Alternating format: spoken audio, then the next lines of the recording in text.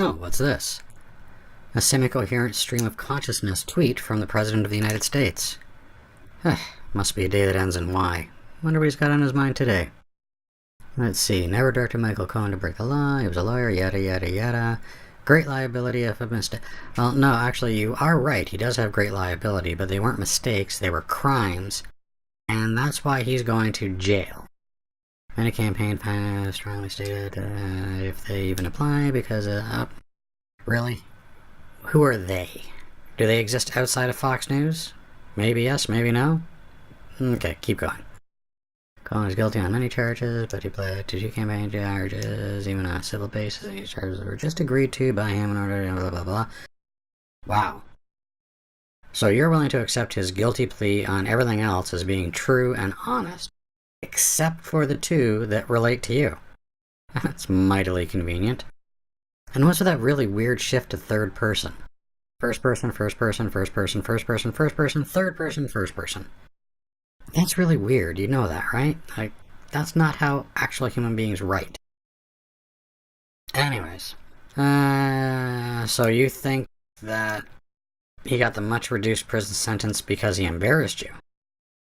I suspect it has a lot more to do with him coming clean and cooperating about that treasure trove of documents they seized from his office. That's just me.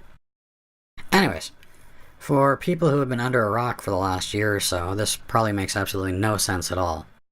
So let's go ahead and see if we can't shed some light on what it is this guy is actually talking about and try to make it a little more coherent. Okay, before we go too far, we need to set the stage. This story revolves around a guy by the name of Donald, who was a presidential candidate. At some point in the past, Donald had slept with Stormy and Karen. That's really not a big deal, except he was also married to Melania at the same time.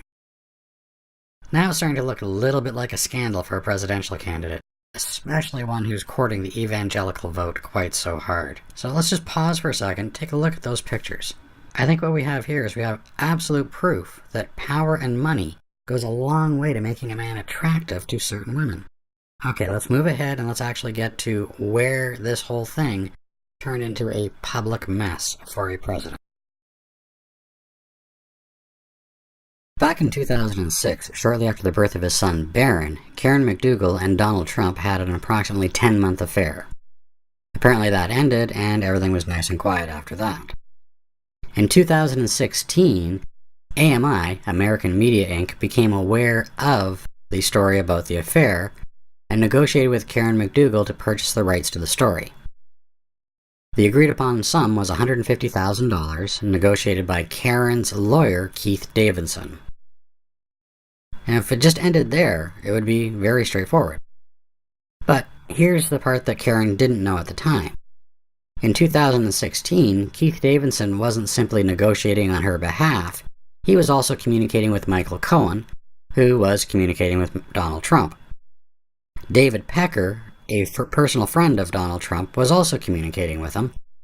In 2018, Karen hired a new attorney, Peter Striss, who successfully negotiated her withdrawal from that NDA. Also, in 2006, Donald Trump had a one-and-done encounter with porn star Stormy Daniels.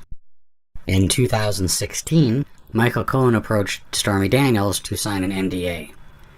In exchange for the NDA, Stormy Daniels was paid $130,000, funneled to her via an anonymous shell corporation set up in Delaware by Michael Cohen. In 2018, Stormy Daniels hired attorney Michael Avanti to get her out of the NDA. Michael succeeded in negotiating her release from the NDA. That's quite the story. How do you know any of this is true and not simply a fever dream from the far left? Well, we have sworn statements filed both by the Mueller investigation and by the Southern District of New York. In those statements, Michael Cohen and David Pecker both confirm, independent of each other, that Trump knew about the payouts, that he coordinated the payouts, he approved of the payouts, and that the purpose of the payouts was to influence the general election, thus defrauding the American public. These sordid little affairs actually show us a great deal about the character of Donald Trump. He lacks self-discipline, as evidenced by his affair with Karen McDougal. He's impulsive and self-indulgent, as evidenced by his one-and-done with Stormy Daniels. He's dishonest within relationships, as evidenced by the complete lack of Melania Trump in this picture. He has no respect for the law or the legal institutions of the United States of America, as evidenced by the fact that he deliberately chose to execute 2 felonies. He has no respect for the American public, evidenced by the fact that he was willing to commit 2 felonies in order to perpetuate a fraud against the American public. This is your president, America. Now it's time for the obligatory self-promotion. If you liked the video, subscribe, leave a comment, share it around. If you didn't like the video, leave a comment, let me know what you thought. In either case, have a great day, everyone.